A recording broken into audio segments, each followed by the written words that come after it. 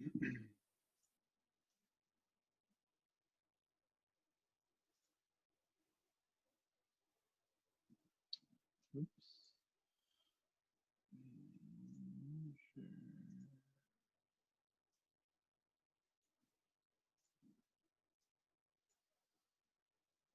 Okay, so I'm going to record this just for anybody who can't make it, and we will post this online.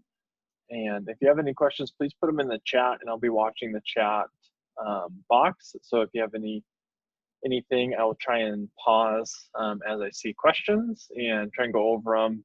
Definitely want to keep this high level. You know, we could really get into the weeds on it, but as a realtor, you don't have to know that many details. What I like to say, you need to know enough to be dangerous.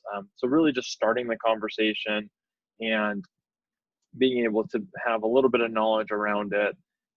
Mainly if we tell the client, hey, you're probably going to be going with a USDA loan. That way you're on the same page and you know what that means. And so a lot of these slides, we're going to try and keep it high level. If you'd like to learn more about it, there's certainly a lot of details that I'd be happy to go into on a one-on-one basis, but most people are probably going to want to stay pretty out of it. So throughout this, really my agenda is, there we go. I'm going to go over the loan limits, how much cash that they actually have to bring to the table, and what the maximum loan to value is, because obviously that's important for you guys to writing up a contract. What fees, guarantee fees, or mortgage insurance is going to be involved in this product, the underwriting process, and then most importantly is the eligible areas, because not all places in Spokane can go USDA. So one of the biggest benefits and why we use USDA is because it offers 100% financing. So very similar to a VA loan where there's no down payment required. And it also allows you to wrap in a guarantee fee, very similar to a VA or FHA loan as well. And I'll talk more about that here in just a minute. There's really no maximum loan amount. It's really based on the borrower's ability to repay and their income. And so we're going to look at the income limits here. So that's typically, depending on their debt to income, that's going to be where we're going to get our maximum. We're not looking at $1 million loans on these because the income limits prohibit us from going much higher than you'd see on like an FHA or some conventional, but it definitely allows us a good flexibility there. And I'm going to go over the income limits here in the Spokane County area here shortly. So like I said previously, there's no buyer contribution required. They will have some closing costs just like they would with a VA deal. So depending on the situation, we can look to have the seller contribute to their closing costs if we have a buyer that just doesn't have very much cash to come out of pocket. And obviously we're going to set that up in the very beginning. Sellers are permitted to pay up to 6%. You know, typically not that conventional to get 6% from a seller, but depending on the situation, we do have that flexibility, either adding it into the purchase price and then asking them to pay some closing costs or what have you. So, and borrowers, this is something that we look at on the lending side. If they have 20% of the purchase price in liquid assets, they may not qualify. Really what we're aiming to use this product for is the moderate to lower income and not a lot saved up.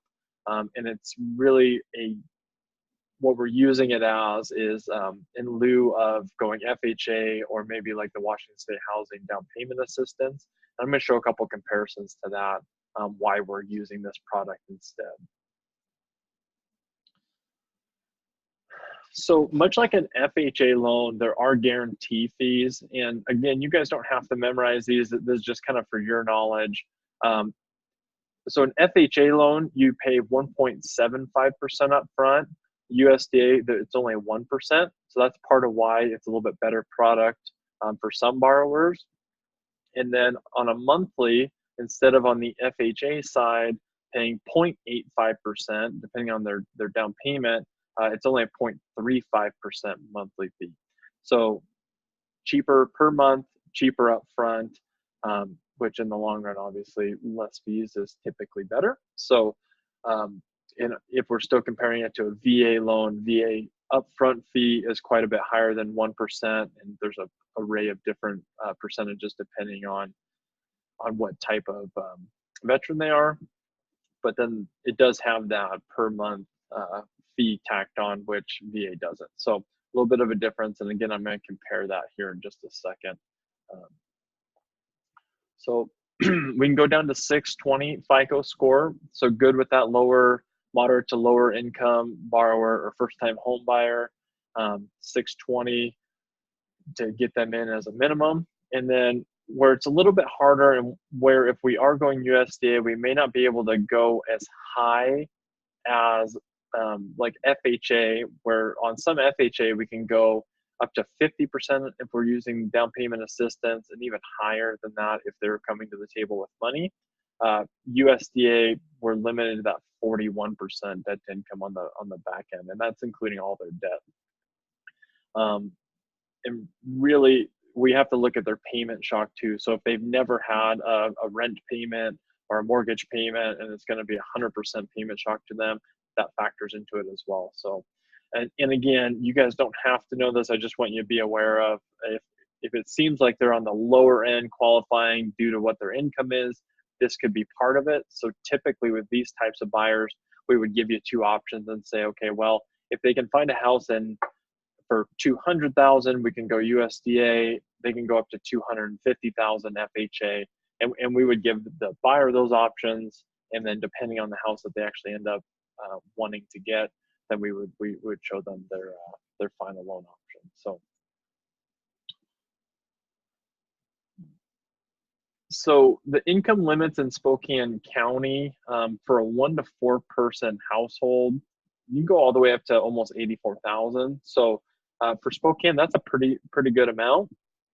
And most people that we're seeing that are either first-time home buyer or trying to buy in these different areas, we're not bumping up against that limit too much. So the more people you add to the household, the more this income limit goes up. And so if you had a big family looking to buy a house out in the country or just outside of city limits, then we can definitely go a little bit higher too if it's just a one-person breadwinner. Bankruptcy and foreclosure and short sale, we're looking at a minimum of 3 years of reestablished credit. FHA is 2 years since the bankruptcy discharge, just to keep those comparison going. And then FHA is also 3 years on a short sale too. So same type of client base that would be using FHA, very similar to what we can do on USDA. All judgments must be brought to zero balance. That's the same on most all other loans as well. Student loans is just a quick recap of how, a lot of people have student loans that are deferred or in forbearance. We still calculate that as part of their debt to income. So sometimes that throws the numbers a little bit higher. When they're not actually making the payment, we have to assume that at some point they will be making the payment. And then I know appraisals is a big one for all of you guys, because obviously that's sometimes when we're working with an FHA buyer, that's our biggest concern is, will the house pass an FHA appraisal?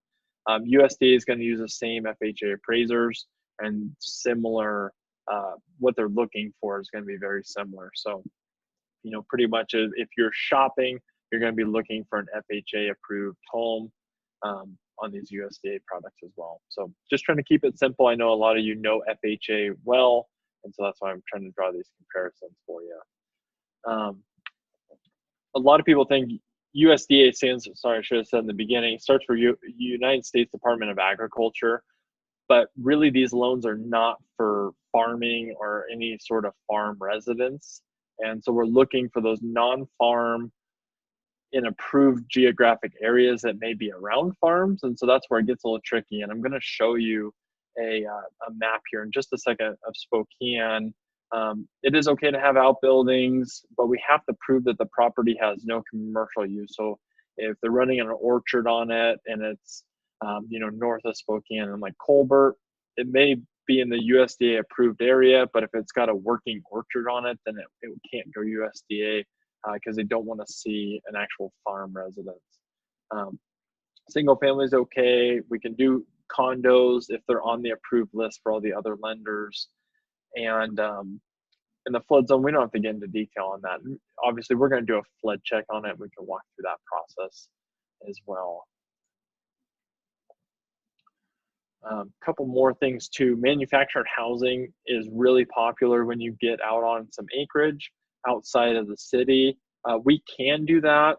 They really like to see it being a 1 year or newer manufactured house, but Fairway is actually running a pilot program right now where we can go back to a 2006 or newer manufactured home on land. Has to be a double wide or larger. It can't have an attached garage or attached deck or anything like that. And obviously it has to have the wheels and the hitch and everything removed. But so that's something that Fairway is doing that's different than what other lenders are doing with USDA.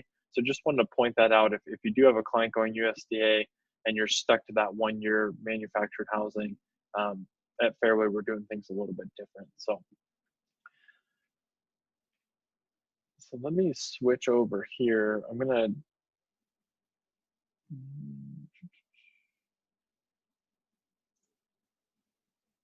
minimize this and bring up the eligibility zone here. So if I zoom in, you can see the Spokane area. Everything in this tan is ineligible for USDA. But what most people don't, that I've been working with, if you go out to here, Otis Orchards and Liberty Lake, anything east of Harvard, and then if you go all the way down into Liberty Lake, this main drag here, anything east of that, that's all USDA. So I mean, even everything on the lake could possibly be approved. And obviously we're looking at income limits. So depending on, some of those houses are, upwards of $1 million. So people are going to be bumping up against that income limit. But just to give you a good idea, that's kind of a good area, as well as you can see, north here, you keep traveling north on Harvard, you have all of this area, you have all of the Newman Lake area, travel over out north Forker, most of Green Bluff area falls into the USDA category. East Day Mount Spokane is kind of our cutoff here, but most of this Green Bluff. So there's a lot of properties in this area, and these are highly sought after areas that people want to live in.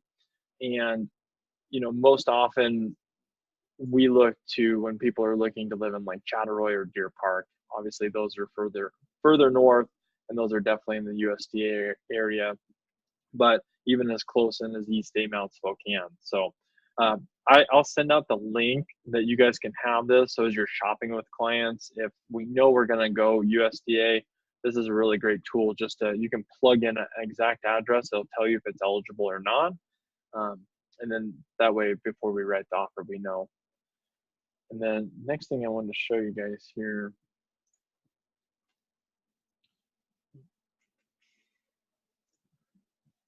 is,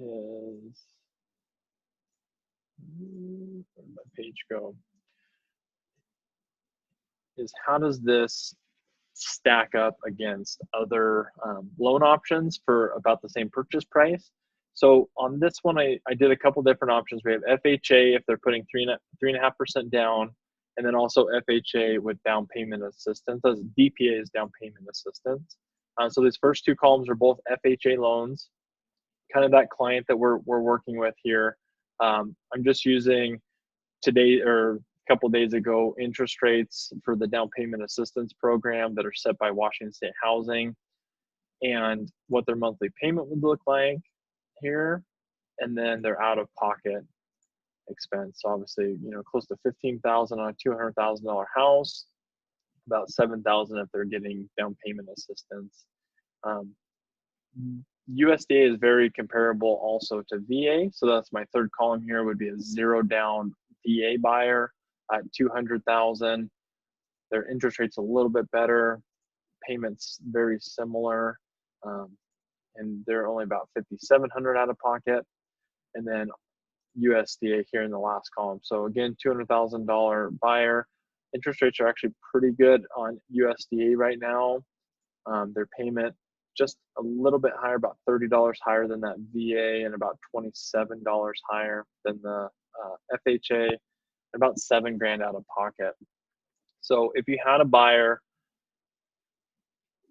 that was needing assistance, so the second column for down payment assistance FHA, about 7 grand out of pocket.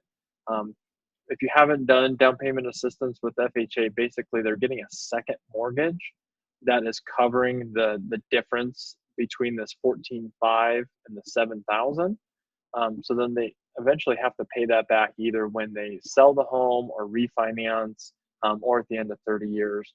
So what USDA is allowing them to do, excuse me, is finance with nothing down and no second, and then they're about the same out of pocket. And if you look at the savings over a 5-year period, they're up about 2,400 over that down payment assistance. So this is why we like to have this in our repertoire, and really just trying to look out for the best interests of the client. Because if it's in USDA territory and they could go FHA, it's not 100%, but most likely they're going to be able to go USDA as well. So again, that really depends on what their income is and how much debt to income they're trying to buy for. So I hope that makes sense. I just kind of wanted to give you guys this brief overview and give you a little bit, just like I said, more tools in your toolbox throughout this year. I'm just trying to give you guys more opportunities to add value to your clients. And I'm going to try and give you more products like this, and then also have guest speakers come in. So please let me know if you have any questions. I'd love to run through a scenario if you do have a buyer that's maybe looking FHA, that's out in those outer areas that I showed you.